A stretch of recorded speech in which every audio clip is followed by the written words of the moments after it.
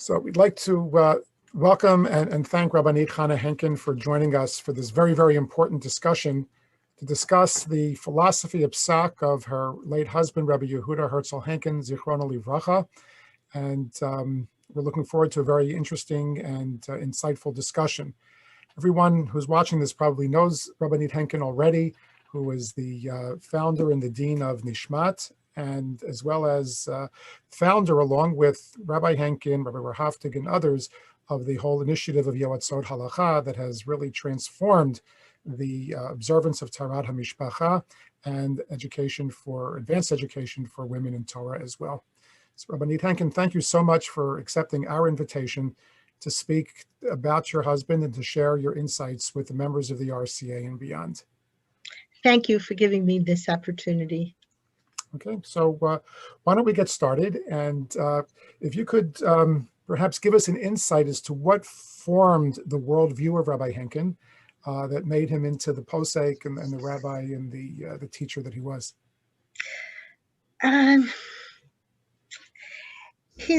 He had a keen understanding of modernity. It came from the home he grew up in, the institutions, the schools that he attended, and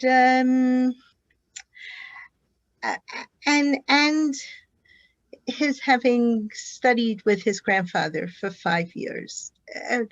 His upbringing was unusual. He attended public school as a young child.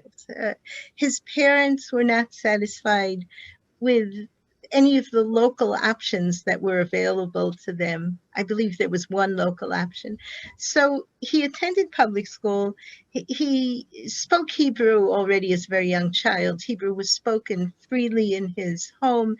He lived near Yale, and his parents had many visiting professors from Israel, including some who were ultimately recipients of the Israel Prize, as not just guests in their home, but some moved into their home for a period of time. So Hebrew was there. He studied at home. He was an autodidact, I would imagine, from young childhood onwards. He read everything. When it came time for high school, he had an aunt who was living in Brooklyn. So his parents sent him to the yeshiva of Flatbush, and he lived with his aunt. Thereafter, he spent a year at Kerem B'Yavneh. This is before American students came to Kerem B'Yavneh, or in numbers. And afterwards, he was a student at Columbia. When he would, during his time at Columbia, he sat and learned Torah a good number of hours a day, often by himself. He walked up to Yeshiva University on a regular basis to hear Rav Aaron Soloveitchik's shiur. Thereafter, when he was in the course of his MA, from one day to the next, he made a decision: my Zaidi is not going to live forever, and he dropped out of Columbia. And he went, eventually he picked it up again, but he dropped out literally from one day to the next. And he went to learn with his grandfather. The family had an apartment adjacent to his grandfather's on the Lower East Side.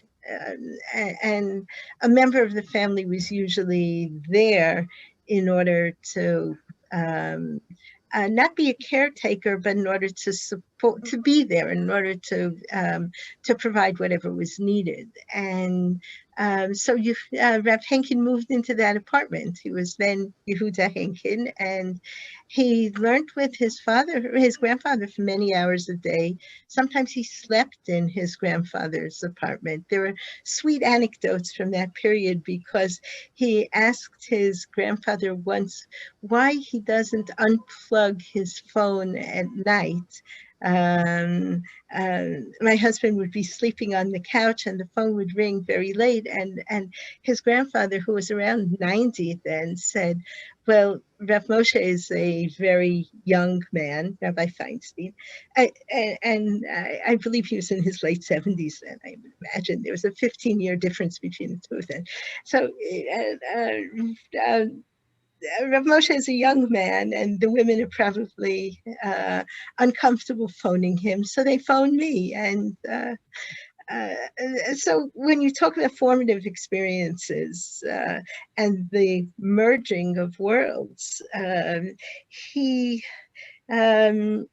he lived in Dalet Amot Shel Halacha, but he knew what was happening in the 75% of the Orthodox world that went to secular universities, or that was not Orthodox. It's not a usual background, and I think it impacted him later on as a posek, in the sense that he didn't have a sense of commitment to a particular ideology, to a particular yeshiva. He didn't feel he had to toe a particular party line. He was after the truth, and he was going to speak his mind, regardless of the implications of what he had to say. He was a very independent thinker as well. Yes. He had no patience with convention. He believed you had to tell the truth, and he was truthful. He was a person of integrity and truth. He was a Henkin. I was familiar with those qualities from a number of members of the Henkin family, and I saw it as well in my late son, and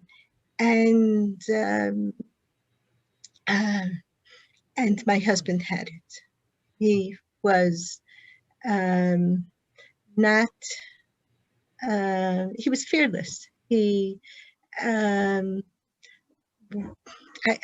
think he feared God, but he did not fear people.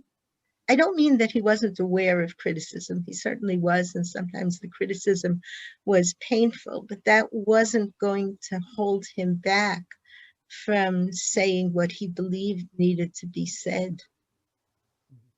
How did he deal with that criticism?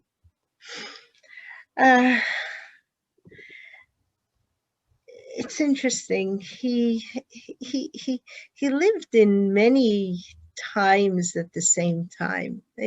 Anyone who walked into our house would not merely see a good library, but they would see Sfarim open. And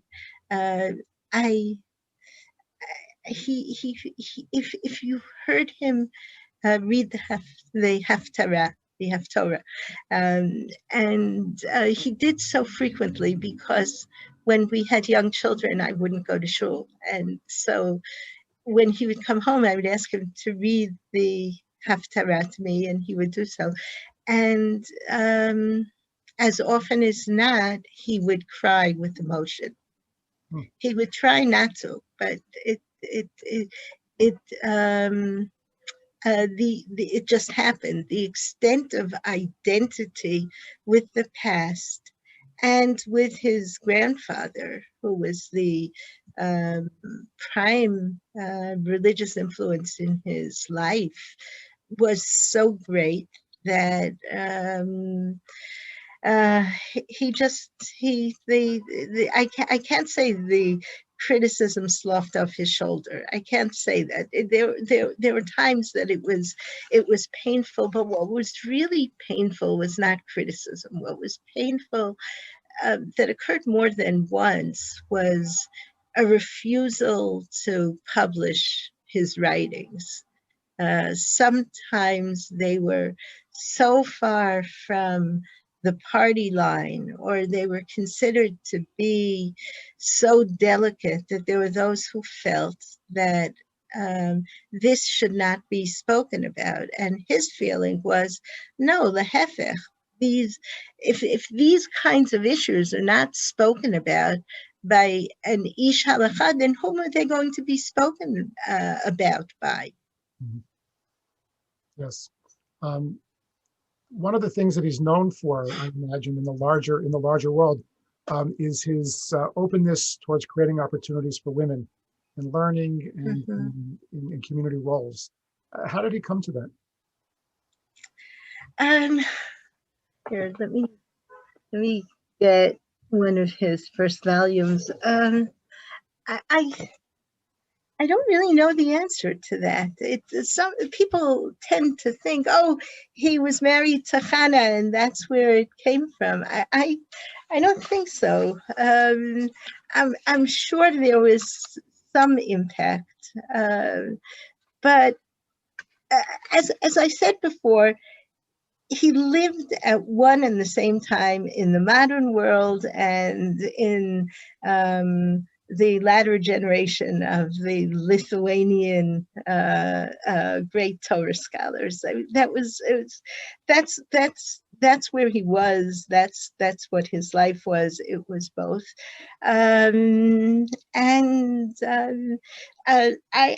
was looking after he passed away at his tshuvot, and I went back to a tshuva that he wrote very early on. We were then living in Beit Sha'an. We had made Aliyah as a young couple to Israel, and we traveled an unusual route. That was him. We went to live in a development town, which in some ways was an extension of the model of the American rabbinate. The fact of going out to someplace that needed you and being a rabbi there. So he was eventually chosen as regional rabbi for the Beit Sha'an Valley going up to the Golan.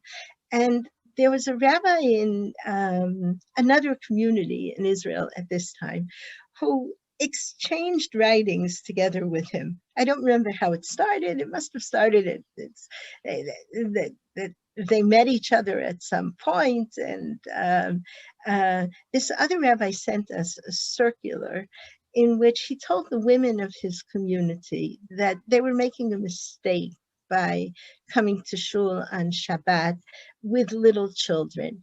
That as a result of the mothers being in shul, the children came to shul and they disturbed the service. And this rabbi wrote that the women apparently don't understand fully that this is the reason that they're exempted from the responsibility of mitzvot aseish azman grama, and they should perform the responsibility that was given over to them. And he wrote, and I don't think I had any influence upon him. I think this was his attitude. He wrote back a short, marvelous, and scathing tshuva in which he wrote that when you say the women are mistaken, I'm not sure what you're thinking of. If you're thinking of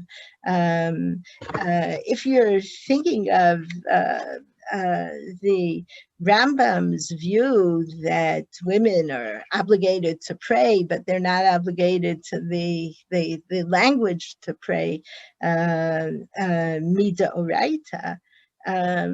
Well, the other Rishonim differ with the Rambam, and the women may be following the majority of Rishonim.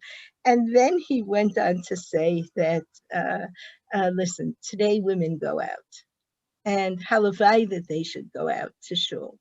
And then he did what he always did in his tshuvot. He read very closely. He goes back to the Ramah, who permits on the basis of Trumat Hadeshen women women who have the custom in those communities not to attend shul when they're nida. And the Rama says, but he quotes Trumat Hadeshen, or cites Trumat Hadeshen, that Yamim Noraim, when everybody is there in shul, the women have tremendous ogmat nefesh. They have itzavon gadol, and not being part of shul, and therefore on those days they do go to shul contrary to the prevailing minhag. So looking at this, Rav Henkin says Trumat Hadeshen doesn't say itzavon gadol. He just says itzavon. In other words, you just need pain. You don't need anguish in order that the community take your needs into consideration. Mhm. Where this came from, I don't know, but his mother taught college. These, his grandmother was a remarkable, and his maternal grandmother, whom we had the privilege of knowing, she lived to 104 years old. She was a feisty lady. I can't say more than that, other than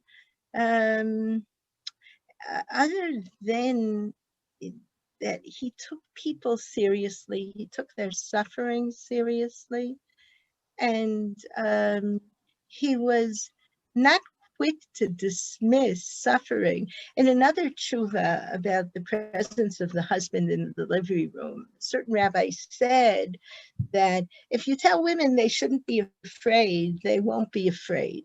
He was speaking about Yishuv Hadat B'Yoledet, and he wrote back to that other rabbi, they won't say that they're afraid, Mhm. but you haven't done anything. You haven't done anything to assuage their fears. Wow. How did he go about poskening a shower? What was the process? He writes about that. Let's see if I can find that quickly. He writes about that in one of the introductions. Here it is. He says, I'm going to say this in English because we're speaking in English, but he writes, of course, in Hebrew. He says, sometimes I know in advance the conclusion that I'm going to reach. And sometimes I don't know, but I think and I examine as I write. In other words, I've written something, sometimes I'll go back and erase it and start again.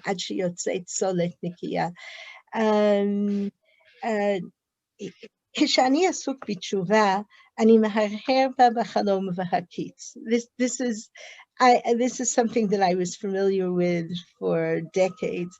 ולכתי בדרך ובשוכבי ובקומי וכאן באמצע הסעודה. How many times did I remonstrate with him, and now thankfully I thank HaKadosh Baruch Hu that he didn't listen to me and stay seated at the table. He would get up in the middle of the meal. We have a very good library of Rishonim, and some of it was Rav Henkin's Atzal, the great Rav Henkin's, and some he accumulated during the years, and you could find him in the middle of the night having thought of something. So he's back at the dining room table and it's covered with svarim, and he'll get up, la'ayin shuv b'sfarim, or lirshom me'zer ha'ayon, ki ke'esh atzur li ba'atzmotai. And something that he was quick to say to others was, have you looked it up? It's like the illustration I gave of the Ramah quoting the Trumat Hadeshen, and he goes back to the Trumat Hadeshen, and Trumat Hadeshen says Itzavon, not Itzavon Gadol. And he always looked up when there was a reference to something earlier. He would go back to the Sfarim. He used the Bar Ilan Responsive Project in the course of all 4 books, probably about 2 or 3 times. I know this because it was on my computer and I use it daily. It wasn't on his computer. So I don't think he ever sat down at my computer to try to use it. In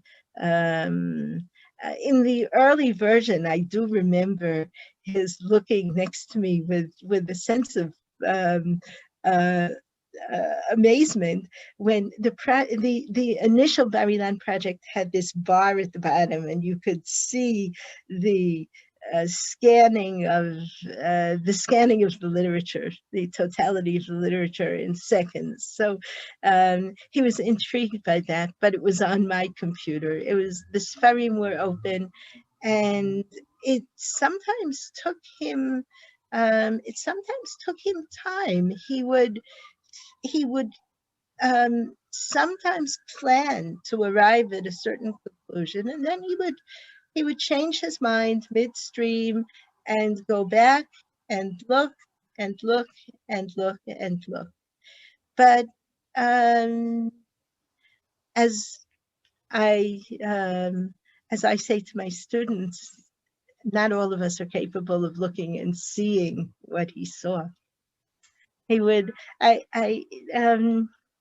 he had the ability to do two things. He described our son, Rav Eitam, this way, and this was certainly true of our son, but I think it was true of our son's father as well. He said that he had the ability to both see details with precision and also see the large picture. So you asked about women. I strayed from the subject of women, but there's no question that his answers were also fertilized by questions that reached him. If you look at his tshuvot, you see he writes, going back to the first volume, the tshuvot will usually say at the beginning, L'shoel echad, L'rav echad. This is 1 second. Here. L'rav shel yishuv echad. לרב של יישוב אחד, ללומדי ישיבת ערב בבית שאן,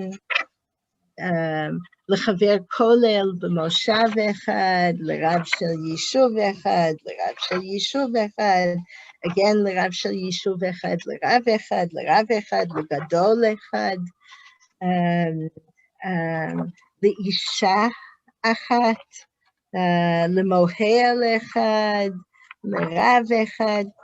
The questions vary, the questions vary with the years, but the address of his questions is very interesting. If you look at Rabbi Feinstein's tshuvot, they always tell you who's being addressed, or almost always tell you who's being addressed by the name of the person who asked the questions. If you look at Rav Ovadia Yosef's questions, he'll often say v'nishalti. That's the classic style. The Rashba writes that way, v'nishalti. My husband specified the position, le'tamida shel midrasha achat, and that's obviously to a Nishmat student. He did that while he didn't specify the name because he felt that it was it was critical to understand whom he was writing to. When he was asked why he didn't write the questioner's name, so he basically gave 3 answers. He said, first of all, I wouldn't know by what title to address him. Mm-hmm. He had no patience with titles, so I wouldn't know whom to call. With this superlative or that superlative. Secondly, he said, not all of the questions that I was asked would the questioner wish his name to be associated with. He was asked very, over the years, very delicate questions, and he addressed those questions, and you see a lot of those in the fourth volume of his Tshuvot, but also in others. And he also, I think, wished to reserve for himself the possibility of, or the option of responding critically to the question. And he wasn't going to, of course, shame the questioner. So we get to know that this was written to a woman. I don't think there are that many tshuvot written to a woman. And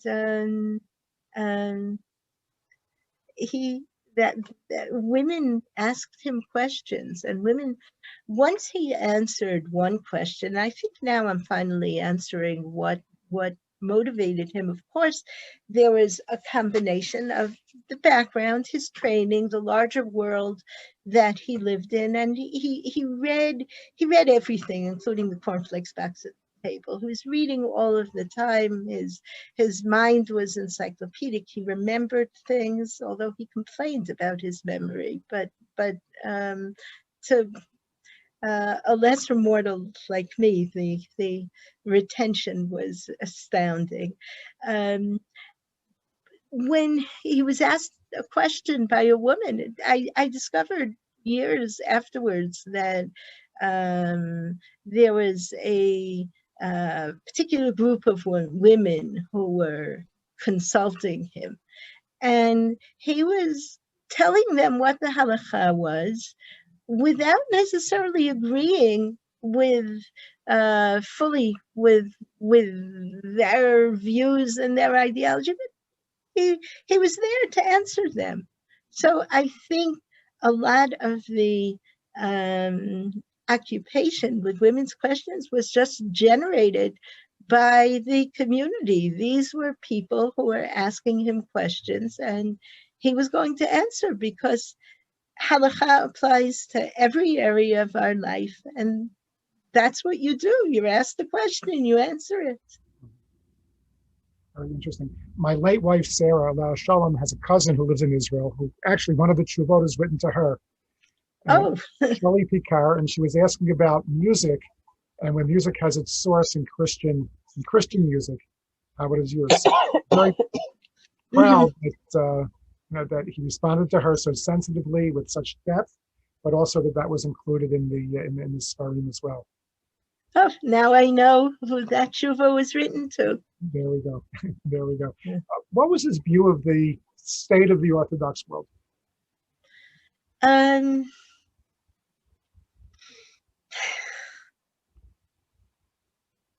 you don't have to answer my questions. Yeah, I'm not sure how I would answer that. I'm not sure how he would answer the state of the Orthodox world. I know that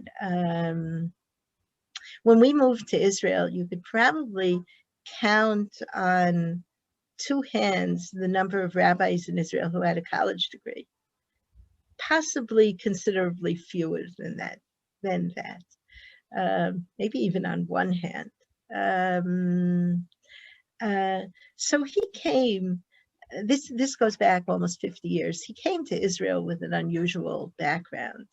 He remained in his mind very much connected to American Orthodoxy. He continued to read and continued to appreciate and to be up to date with what was going on, what was occupying American Orthodoxy and American modern Orthodoxy. At the same time, he was a firm Zionist. He as a rabbi, he was exempt from army service. And he went and he volunteered, and I was like any other wife in Israel whose husband goes off for a month, and you hear from him. This is before cell phones. You hear from him occasionally. His identification with the state of Israel, his excitement about the state of Israel was tremendous.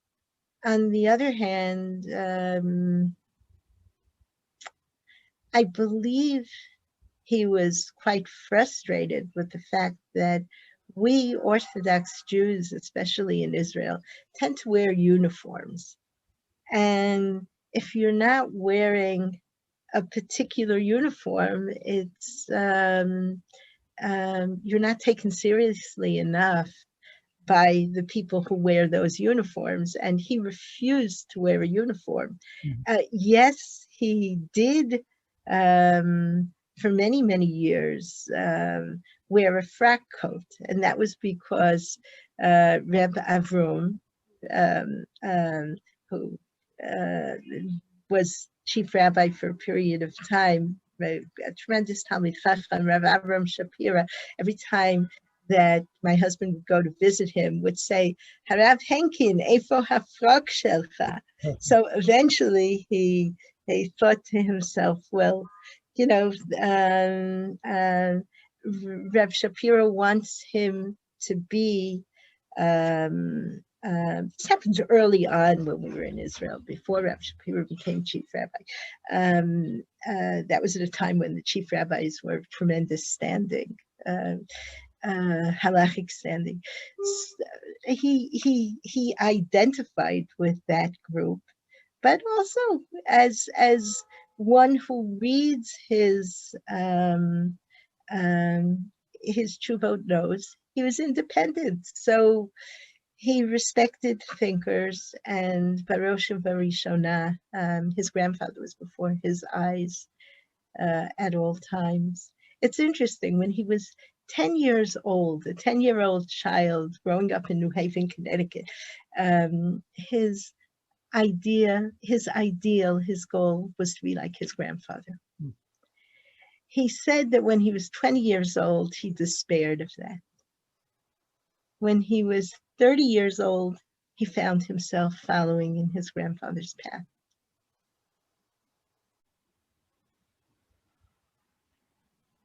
You mentioned that he spent a number of years learning with his grandfather, Rav Henkin. What did he learn from him? What was that legacy?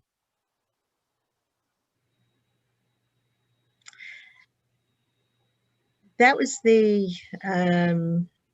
that was for him formative. You couldn't be with either Rav Henkin, with Rav Henkin Zatzal, the Gaon, or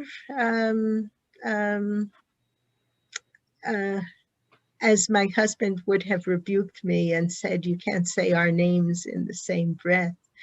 But you couldn't be with either without having a sense not just of the erudition, the familiarity, the familiarity with the world, but also Seichel HaYashar, the straightforward logic. You know, you see this also in my husband's Perush al HaTorah. We're so privileged. It's something that bubbled for many years. My late son had a role in editing, a very central role, and then I took over after we lost him. We were gifted to publish this half year before my husband passed away. And you really see there that he's walking beside the patriarchs, and he's looking at them, and he's looking at them not by lowering them to our level, but by understanding them in terms of the way human beings behave, because they were human beings. They were great human beings, but they were human beings.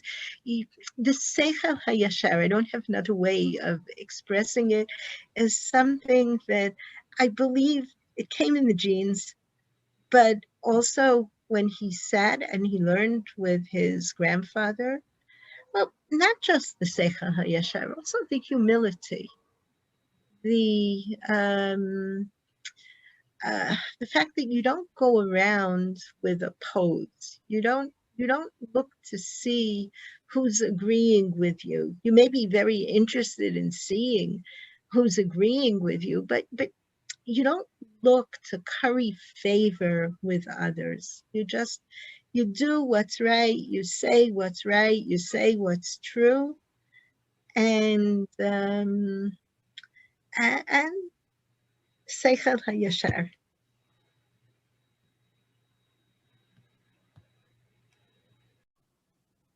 Okay, so about his legacy, tell us about his legacy.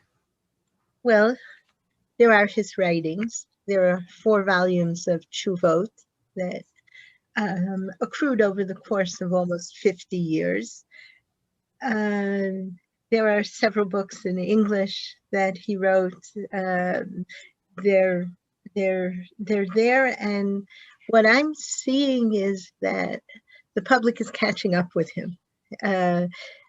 Since he was niftar, there's been a run on his Sfarim, so that right now there's 1 copy left of his first volume, and the Sfarim need to be reprinted. Some of the English books are out of print, and they'll be reprinted again. So certainly a very significant portion of his legacy is thankfully there in writing.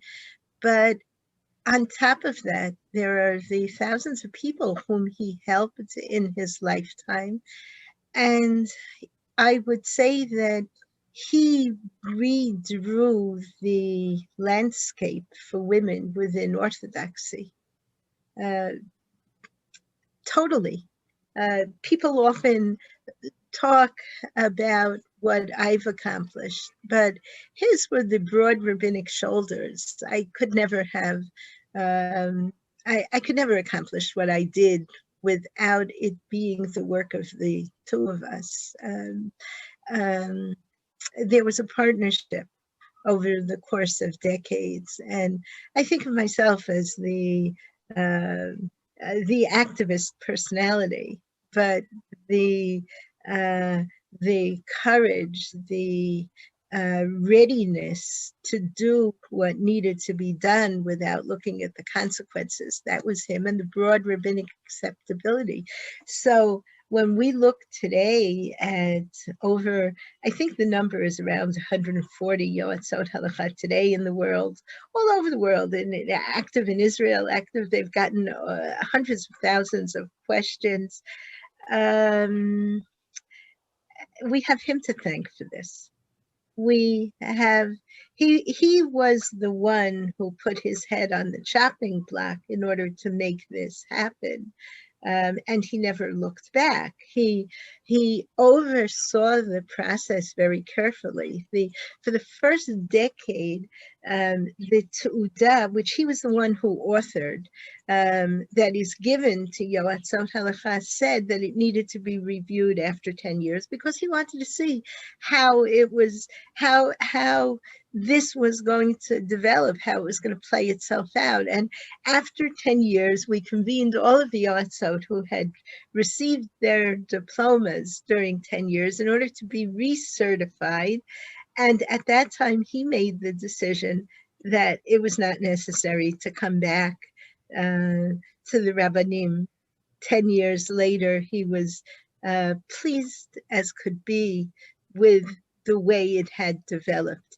He himself, initially, when his speech was still clear, he was a consultative address for all of the Yoatzot who could phone him and who did phone him with their questions before they answered. There were the kinds of questions that they could answer on their own, and then there were the kinds of questions that needed to be discussed with a Posek. And I enjoyed very much overhearing one side of those conversations because I could see that when some of the Yoatzot, the ones who were really the most gifted, argued with him, he was delighted. He was delighted, and he mentored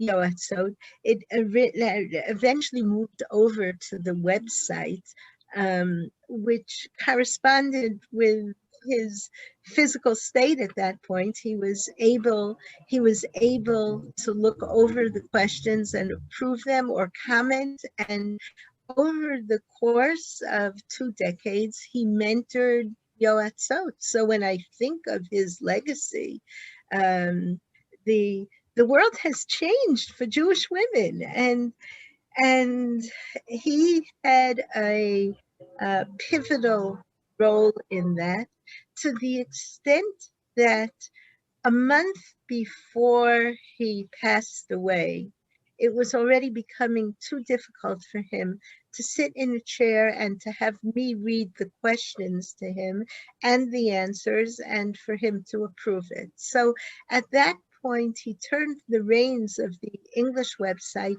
over to Rabbi Kenneth Alman.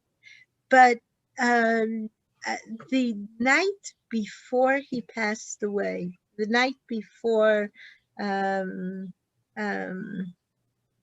who Allah liginzei meromim, we heard that Rabbi Alman had corona. Thankfully, he recovered, and at Me'av Esrim he will be well and gifted with fortitude.